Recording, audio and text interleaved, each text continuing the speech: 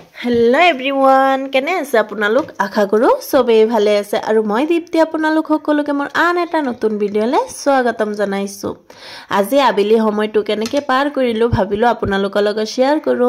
আৰু এপিনে গছ টাপ কিটা চাইছে না এইখিনি ভিতৰতে আছিল মানে চিৰিত আছিল সো এইখিনি বাহিৰত উলাই দিলো যেহেতু ভিতৰত ৰ'দ নপৰে তেনেকে সো ভাবিলো বাহিৰতে উলাই দিও ৰ'দ পাব অলপ সো এপিনে বাহিৰত উলাই দিলো এইখিনি আৰু ইয়াত পানী অকন দি দিয়াছো যেহেতু আবেলি সময় গছত পানী দিবই লাগে সো এখানে পানীও দি দি আছো আৰু এপিনে এই পিয়াজখিনি চাইছে না এবোৰ হৈছে পিয়াজ এবোৰ ঘৰত খাবলৈ আনিছিল পিয়াজ আৰু এবোৰ গজি গল সো ভাবিলো এবোৰ ৰুই দিও দুই এটা পাত যি হয় খাব পাৰিম আৰু নিজে ৰুৱা গছৰ পৰা কিবা এটা খালে ভালেই লাগে নহয় নে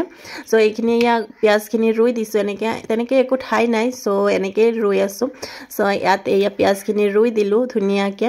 আৰু ইয়াত অলপ পানী দি দি আছো আৰু এইখিনি ৰুৱাৰ পিছত কেনেকুৱা হয় আপোনালোকক পিছত দেখুৱাম আৰু এপিনে কেম্পাস যেহেতু লেতেৰা হৈ আছে অলপ সো এইখিনি অলপ ঝাৰু মাৰি দিলো আৰু এপিনে চাইছে না ভালে লাগি আছে ন বাহিৰত থোৱাৰ পিছত আৰু এপিনে আমাৰ মিফশা তাই মনটো বেজাৰ হৈ আছে যেহেতু তাইৰ ফ্ৰেন্ড মানে ঈশান গুচি গল সো ঈশানৰ কাৰণে মনটো ব্যস্ত হৈ আছে আৰু এপিনে আমাৰ কেম্পাসত এটা লাউ গছ আছে দে লাউ গছটো চাইছে ধুনিয়াকে হৈছে বাইজনীয়া লগাইছে লাউ গছটো আৰু ইয়াত সাঙত উঠাই দিছে আৰু ধুনিয়াকে আৰু এপিনে ঘৰত আহি গলো আৰু এতিয়া চাহ বনাই আছো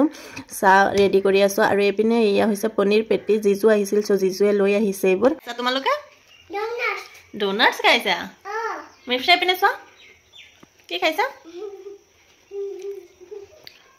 ডোনাটস খাই আছা এপিনে ঈশান আৰু মিফশাই ডোনাটস খাই আছে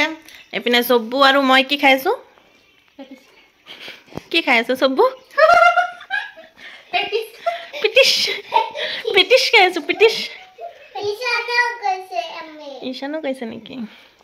ঈশান আহাৰ লগে লগে মিফশাৰ মুখত হাঁহি আহি গল যেহেতু ঈশান গুচি গৈছিল সো তাইৰ মনটো বেয়া হৈ গৈছিল আৰু এতিয়া ঈশান আহাৰ লগে লগে তাই হেপি হৈ গল যেহেতু ঈশান তাৰ ফ্ৰেন্ড হয় সো দুইটাই একেলগে খেলি বহুত ভাল পায় আৰু এপিনে গছজোপাত পানী দিয়া হৈ আছে এইবোৰ সবুৱে দি আছে আৰু আপোনালোকে কোনে কোনে গছ ৰুই ভাল পায় কমেন্ট বক্সত জনাবচোন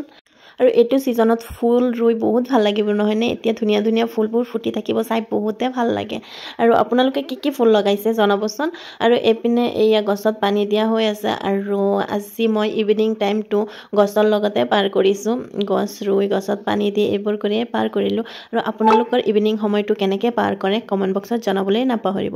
আৰু যদি আজি মোৰ ভিডিঅ'টো ভাল লাগে তেন্তে প্লিজ এটা লাইক কমেন্ট আৰু শেয়াৰ কৰি দিব আজিলৈ এইখিনি পুনৰ লগ পাম নতুন এটা ভিডিঅ' লৈ বাই বাই আল্লাহ হাফিজ আসসালামু আলাইকুম গছত কি পৰুৱা নহয় পোকে খাই আছে গছটো মেডিচিন দিব লাগে মানে পৰুৱাই এইটাত মেডিচিন দিয়ে তো কিবা কিবি